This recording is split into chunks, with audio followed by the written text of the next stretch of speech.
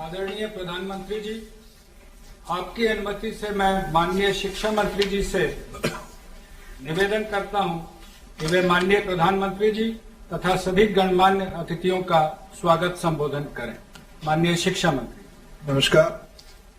आज की इस अत्यंत महत्वपूर्ण एवं गरिमापूर्ण समारोह में हमें मार्गदर्शन प्रदान करने हेतु उपस्थित देश की लोकप्रिय जननेता हमारे माननीय प्रधानमंत्री श्री नरेंद्र मोदी जी, राज्यों के माननीय राज्यपाल, राज्यों के सम्मानित मुख्यमंत्रीगण, केंद्र सरकार में मेरे साथी मंत्रीगण, राज्यों के शिक्षा मंत्री महोदयगण, विश्वविद्यालय के कुलपति तथा स्कूल एवं कॉलेज एवं अन्य संस्थानों के संस्थाध्यक्ष, मेरे प्रिय विद्यार्थियों एवं शिक्षकों, देवियों और सज्जनों, आप सभी को मेरा सादर अभिनंदन। Today is a momentous day in our history when we mark a year of the launch of one of the most landmark policy reforms in India, the New Education Policy 2020. When the world was at its peak of struggling to cope with the COVID-19 pandemic, our government came up with this transformative policy which will have profound, far-reaching impact on the educational landscape of the country, thereby reshaping the destiny of this nation, both in terms of its internal resilience, resources and strength, and its standing in the world. The importance of this document cannot be emphasized enough for its potential role in building a robust nation. The New Education Policy 2020 stands on the four pillars of quality, equity, access and affordability, themes that run through many of the reforms brought about by the visionary leadership of Prime Minister Shri Narendra Modi ji. Another significance of the New Education Policy 2020 is that it has come after one of the largest consultation processes in the history of the educational systems globally. This reflects the resolve and vision of our leadership to situate India at the top of the knowledge economy. As we celebrate Amrita Mahotsav or 75 years of India's independence, the NEP will be the guiding philosophy that will nurture, inspire, influence and groom children who today fall between the age of 5 and 15 years. The same category of impressionable and valuable human resource will be the peak of productive age of between 30 and 40 years when the India hits the mark of 100 years of independence or Azadi 100. New Education Policy 2020 prepares this age group as global citizens who exhibit the keen disposition to shoulder collective responsibilities in the face of natural disasters or finding solutions for issues that confront humanity as a whole, solutions that cut across boundaries of culture. The resilience and survival of civilization is a direct consequence of the clarity of thought and its possible people. New education policy prepares our youth to be the flag bearers of a global community which bases itself on scientific thought, critical thinking and humanism. This is the PM Modi's vision and government's mission that we will try to best of our capabilities to implement in letter and spirit. I also take this opportunity to express my sincere gratitude to Dr. Kasturi Rangan and the team of superior intellectuals and academics who drafted this landmark document. I again thank Honorable Prime Minister Modi ji for his presence today and his persistent guidance to the education sector. Sir, I welcome you to this program. Thank you. धन्यवाद sir. Now I request Honorable Prime Minister to address this August digital gathering. Honorable Prime Minister.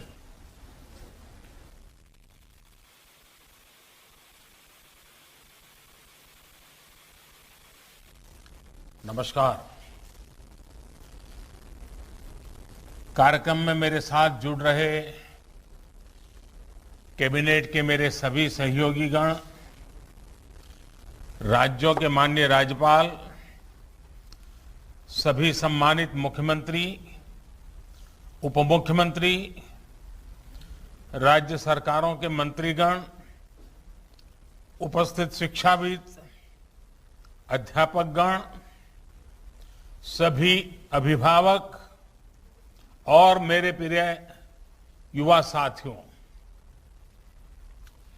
नई राष्ट्रीय शिक्षा नीति को 1 साल पूरा होने पर सभी देशवासियों और विशेषकर सभी विद्यार्थियों को बहुत बहुत शुभकामनाएं। बीते 1 वर्ष में देश के आप सभी महानुभावों, शिक्षकों, प्रधानाचार्यों, नीतिकारों ने राष्ट्रीय शिक्षा नीति को धरातल पर उतारने में बहुत मेहनत की है।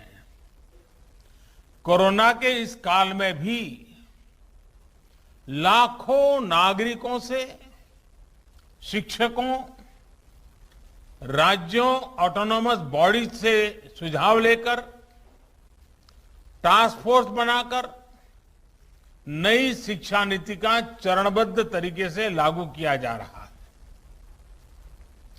बीते 1 वर्ष में राष्ट्रीय शिक्षा नीति को आधार बनाकर अनेक बड़े फैसले लिए गए हैं। आज इसी कड़ी में मुझे बहुत सारी नई योजनाएं, नए इनिशिएटिव्स, इसकी शुरुआत करने का सौभाग्य मिला है। साथियों, ये महत्वपूर्ण अवसर ऐसे समय में आया है जब देश आजादी के 75 साल का अमृत महोत्सव मना रहा है। आज से कुछ ही दिन बाद 15 अगस्त को हम आजादी के 75वें साल में प्रवेश भी करने जा रहे हैं। एक तरह से नई राष्ट्रीय शिक्षा नीति का इम्प्लीमेंटेशन आजादी के अमृत महोत्सव का प्रमुख हिस्सा बन गया है। इतने बड़े महापर्व के बीच राष्ट्रीय शिक्षा नीति के तहत आज शुरू हुई योजनाएं नए भारत के निर्माण में बहुत बड़ी भूमिका निभाएगी। भारत के जिस सुनहरे भविष्य के संकल्प के साथ आज हम आजादी का अमृत महोत्सव मना रहे हैं, उस भविष्य की ओर हमें आज की नई पीढ़ी ही ले जाएगी।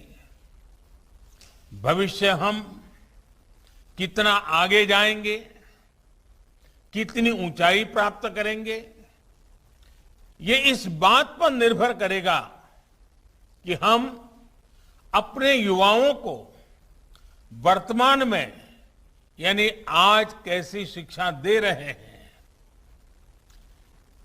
कैसी दिशा दे रहे हैं। इसलिए मैं मानता हूं भारत की नई राष्ट्रीय शिक्षा नीति राष्ट्र निर्माण के महायज्ञ में बड़े फैक्टर में से एक है और इसलिए देश ने इस शिक्षा नीति को इतना आधुनिक बनाया है, इतना फ्यूचर रेडी रखा है। आज इस कार्यक्रम में जुड़े अधिकांश महानुभाव नई राष्ट्रीय शिक्षा नीति की बारीकियों से परिचित हैं, लेकिन ये कितना बड़ा मिशन है, इस एहसास को हमें बार बार याद करना ही है। साथियों, देश भर से हमारे कई युवा स्टूडेंट्स भी इस कार्यक्रम में हमारे साथ हैं। अगर इन साथियों से हम उनकी आकांक्षाओं के बारे में, सपनों के बारे में पूछें तो आप देखेंगे कि हर एक युवा के मन में एक नयापन है, एक नई ऊर्जा है। हमारा युवा बदलाव के लिए पूरी तरह से तैयार है। वो इंतजार नहीं करना चाहता, हम सब ने देखा है कोरोना काल में कैसे हमारी शिक्षा व्यवस्था के सामने इतनी बड़ी चुनौती आई। स्टूडेंट्स की पढ़ाई का जीवन का ढंग बदल गया, लेकिन देश के विद्यार्थियों ने तेजी से इस बदलाव को एडॉप्ट किया। ऑनलाइन एजुकेशन अब एक सहज चलन बनती जा रही है। शिक्षा मंत्रालय ने भी इसके लिए अनेक प्रयास किए हैं। मंत्रालय ने दीक्षा प्लेटफॉर्म शुरू किया, स्वयं पोर्टल पर पाठ्यक्रम शुरू किए और हमारे स्टूडेंट्स पूरे जोश से इनका हिस्सा बन गए। दीक्षा पोर्टल पर मुझे बताया गया कि पिछले एक साल में 2300 करोड़ से ज्यादा हिट होना ये बताता है कि ये कितना उपयोगी प्रयास रहा है। आज भी इसमें हर दिन करीब 5 करोड़ हिट हो रहे हैं। साथियों, 21वीं सदी का आज का युवा अपनी व्यवस्थाएं, अपनी दुनिया खुद अपने हिसाब से बनाना चाहता है। इसलिए उसे एक्सपोजर चाहिए, उसे पुराने बंधनों पिंजरों से मुक्ति चाहिए। आप देखिए, आज छोटे छोटे गांवों से, कस्बों से निकलने वाले युवा कैसे कैसे कमाल कर रहे हैं। इन्हीं दूर दराज इलाकों और सामान्य परिवारों से आने वाले युवा आज टोक्यो ओलंपिक्स में देश का झंडा बुलंद कर रहे हैं, भारत को नई पहचान दे रहे हैं।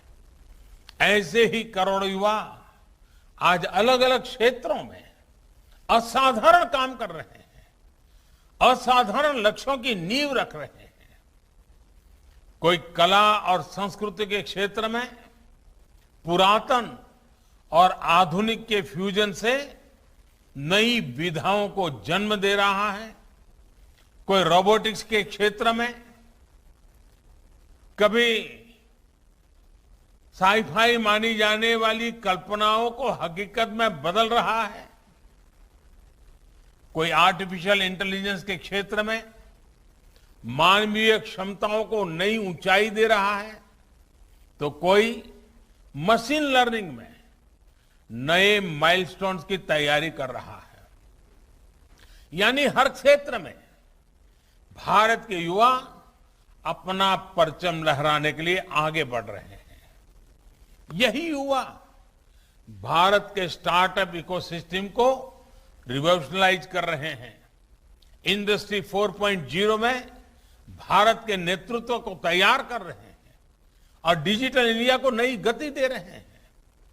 आप कल्पना करिए, इस युवा पीढ़ी को जब इनके सपनों के अनुरूप वातावरण मिलेगा तो इतनी शक्ति कितनी ज्यादा बढ़ जाएगी। और इसलिए नई राष्ट्रीय शिक्षा नीति युवाओं को ये विश्वास दिलाती है कि देश अब पूरी तरह से उनके साथ है, उनके हौसलों के साथ है। जिस आर्टिफिशियल इंटेलिजेंस के प्रोग्राम को अभी लॉन्च किया गया है, वो भी हमारे युवाओं को फ्यूचर ओरिएंटेड बनाएगा, एआई ड्रिवन इकोनॉमी के रास्ते खोलेगा। शिक्षा में ये डिजिटल रिवॉल्यूशन पूरे देश में एक साथ आए, गांव शहर सब समान रूप से डिजिटल लर्निंग से जुड़े, इसका भी ख्याल रखा गया है। नेशनल डिजिटल एजुकेशन आर्किटेक्चर यानी एनडीआर और national education technology forum, NETF इस दिशा में पूरे देश में डिजिटल और टेक्नोलॉजिकल फ्रेमवर्क उपलब्ध कराने में अहम भूमिका निभाएंगे। युवा मन जिस दिशा में भी सोचना चाहे, खुले आकाश में जैसे उड़ना चाहे, देश की नई शिक्षा व्यवस्था उसे वैसे ही अवसर उपलब्ध कराएगी। साथियों, बीते एक वर्ष में आपने भी ये महसूस किया होगा कि राष्ट्रीय शिक्षा नीति को किसी भी तरह के दबाव से मुक्त रखा गया है। जो ओपननेस पॉलिसी के लेवल पे है, वही ओपननेस स्टूडेंट्स को मिल रहे विकल्पों में भी है। अब स्टूडेंट्स कितना पढ़े, कितना समय तक पढ़े, ये सिर्फ बोर्ड्स और यूनिवर्सिटी नहीं तय करेगा। इस फैसले में स्टूडेंट्स की भी सहभागिता होगी। मल्टीपल एंट्री एंड एग्जिट की जो व्यवस्था आज शुरू हुई है, इसने स्टूडेंट्स को एक ही क्लास और एक ही कोर्स में जकड़े रहने की मजबूरी से मुक्त कर दिया है। आधुनिक टेक्नोलॉजी पर आधारित एकेडमिक बैंक ऑफ क्रेडिट, इस सिस्टम से इस दिशा में स्टूडेंट्स के लिए रिवॉल्यूशनरी चेंज आने वाला है। अब हर युवा अपनी रुचि में, अपनी सुविधा से कभी भी एक स्ट्रीम को चूज कर सकता है, छोड़ सकता है। अब कोई कोर्स सेलेक्ट करते समय ये डर भी नहीं रहेगा कि अगर हमारे डिसीजन गलत हो गया तो क्या होगा। इसी तरह structured assessment for analysing learning levels, यानी सफल के जरिए स्टूडेंट्स के आकलन की भी वैज्ञानिक व्यवस्था शुरू हुई है। ये व्यवस्था आने वाले समय में स्टूडेंट्स को परीक्षा के डर से भी मुक्ति दिलाएगी। ये डर जब युवा मन से निकलेगा तो नए नए स्किल लेने का साहस और नए नए इनोवेशंस का नया दौर शुरू होगा, संभावनाएं असीम विस्तार होगी। इसलिए मैं फिर कहूंगा कि आज नई राष्ट्रीय शिक्षा नीति के तहत जो ये नए कार्यक्रम शुरू हैं, उनमें भारत का भाग्य बदलने का सामर्थ्य है। साथियों, हमने आपने दशकों से ये माहौल देखा है। जब समझा जाता था कि अच्छी पढ़ाई करने के लिए विदेशी जाना होगा, लेकिन अच्छी पढ़ाई के लिए विदेशों से स्टूडेंट्स भारत आए, बेस्ट इंस्टीट्यूशंस भारत आए, ये अब हम देखने जा रहे हैं। ये जानकारी बहुत उत्साह बढ़ाने वाली है कि देश की 150 से ज्यादा यूनिवर्सिटीज में ऑफिस ऑफ इंटरनेशनल अफेयर्स स्थापित किए जा चुके हैं। भारत के हायर एजुकेशन इंस्टीट्यूट्स अंतर्राष्ट्रीय स्तर पर रिसर्च और एकेडमिक में और आगे बढ़े, इसके लिए आज नई गाइडलाइंस भी जारी की गई है। साथियों, आज बन रही संभावनाओं को साकार करने के लिए हमारे युवाओं को दुनिया से एक कदम आगे होना पड़ेगा। एक कदम आगे का सोचना ही पड़ेगा। हेल्थ हो, डिफेंस हो, इंफ्रास्ट्रक्चर हो, टेक्नोलॉजी हो, देश को हर दिशा में समर्थ और आत्मनिर्भर होना होगा। आत्मनिर्भर भारत का ये रास्ता स्किल डेवलपमेंट और टेक्नोलॉजी से होकर जाता है, जिस पर एनईपी में विशेष ध्यान दिया गया है।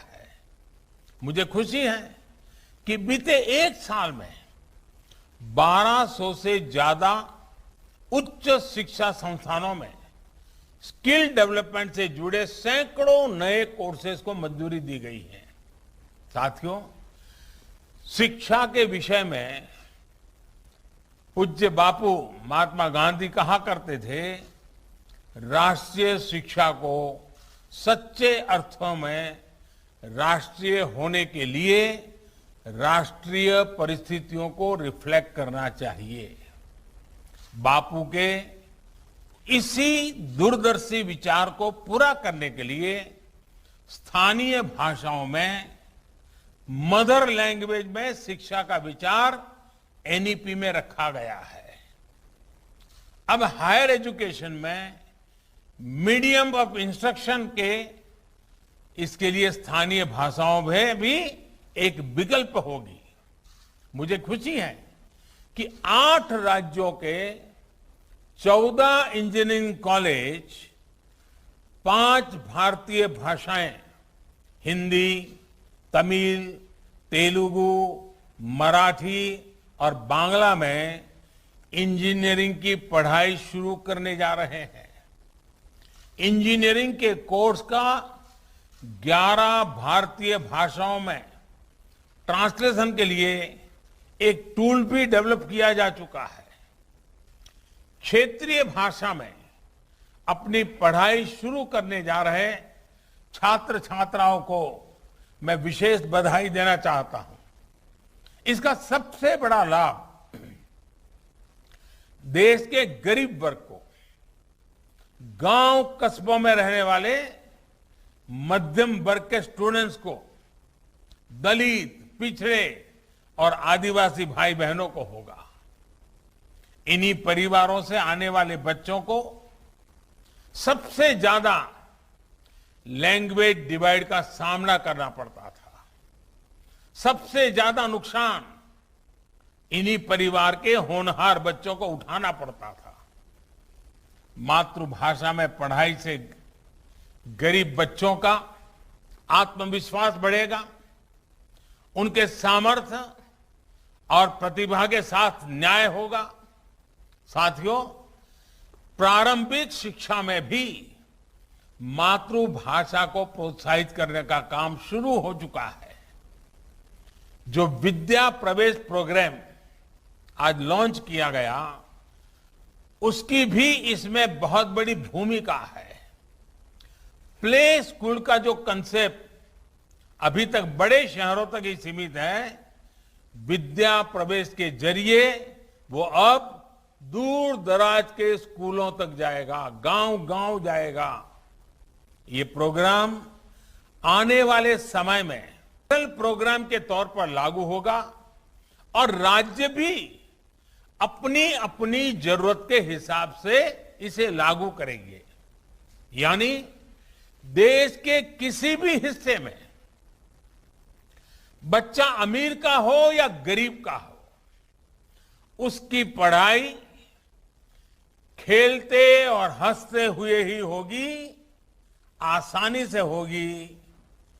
इस दिशा का ये प्रयास है और जब शुरुआत मुस्कान के साथ होगी तो आगे सफलता का मार्ग भी आसानी से ही पूरा होगा।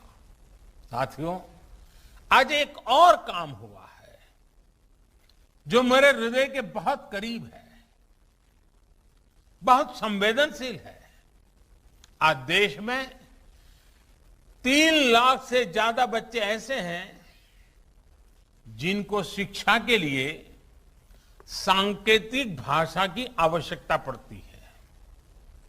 इसे समझते हुए भारतीय साइन लैंग्वेज को पहली बार एक भाषा विषय यानी एक सब्जेक्ट का दर्जा प्रदान किया गया है।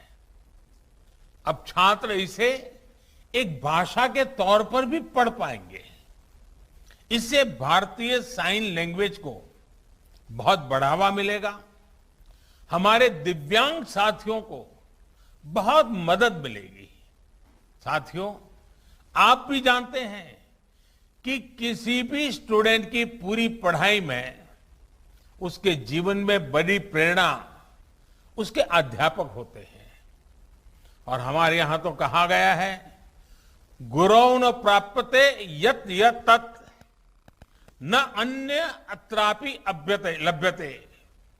अर्थात जो गुरु से प्राप्त नहीं हो सकता वो कहीं प्राप्त नहीं हो सकता। यानी ऐसा कुछ भी नहीं है जो एक अच्छा गुरु, अच्छा शिक्षक मिलने के बाद दुर्लभ हो। इसलिए राष्ट्रीय शिक्षा नीति के फॉर्मुलेशन से लेकर इंप्लीमेंटेशन तक हर स्टेज पर हमारे शिक्षक सक्रिय रूप से इस अभियान का हिस्सा है। आज लॉन्च हुआ निष्ठा 2.0, ये प्रोग्राम भी इस दिशा में एक अहम भूमिका निभाएगा। इस प्रोग्राम के जरिए देश के शिक्षकों को आधुनिक जरूरतों के हिसाब से ट्रेनिंग भी मिलेगी और वो अपने सुझाव भी विभाग को दे पाएंगे। मेरा आप सभी शिक्षकों से, एकेडमिशियन से अनुरोध है कि इन प्रयासों में बढ़ चढ़ करके हिस्सा लीजिए, अधिक से अधिक योगदान दीजिए। आप सभी शिक्षा के क्षेत्र में इतना अनुभव रखते हैं, व्यापक अनुभव के धारक है, इसलिए जब आप प्रयास करेंगे तो आपके प्रयास राष्ट्र को बहुत आगे लेकर जाएंगे। मैं मानता हूं कि इस कालखंड में हम जिस भी भूमिका में हैं, हम सौभाग्यशाली हैं कि हम इतने बड़े बदलावों के गवाह बन रहे हैं, इन बदलावों में सक्रिय भूमिका निभा रहे हैं।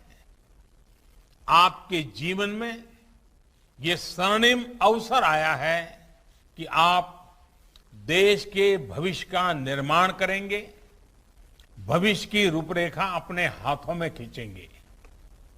मुझे पूरा विश्वास है आने वाले समय में जैसे जैसे नई राष्ट्रीय शिक्षा नीति के अलग अलग फीचर्स हकीकत में बदलेंगे, हमारा देश एक नए युग का साक्षात्कार करेगा। जैसे जैसे हम अपनी युवा पीढ़ी को एक आधुनिक और राष्ट्रीय शिक्षा व्यवस्था से जोड़ते जाएंगे, देश आजादी के अमृत संकल्पों को हासिल करता जाएगा। इन्हीं शुभकामनाओं के साथ मैं अपनी बात समाप्त करता हूं। आप सब स्वस्थ रहें और नई ऊर्जा के साथ आगे बढ़ते रहें। बहुत बहुत धन्यवाद।